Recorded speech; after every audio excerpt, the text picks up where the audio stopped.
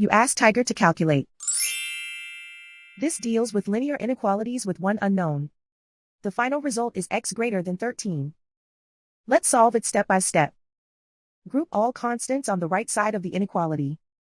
Add 4 to both sides.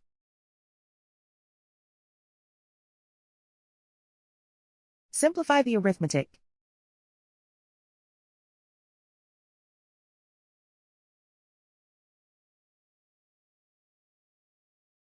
Isolate the x.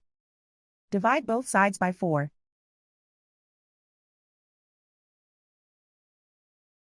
Simplify the fraction.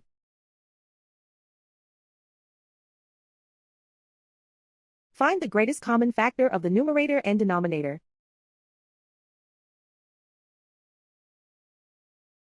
Factor out and cancel the greatest common factor.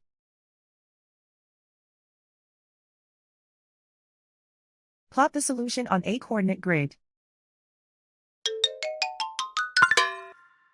And so the final result is x greater than 13.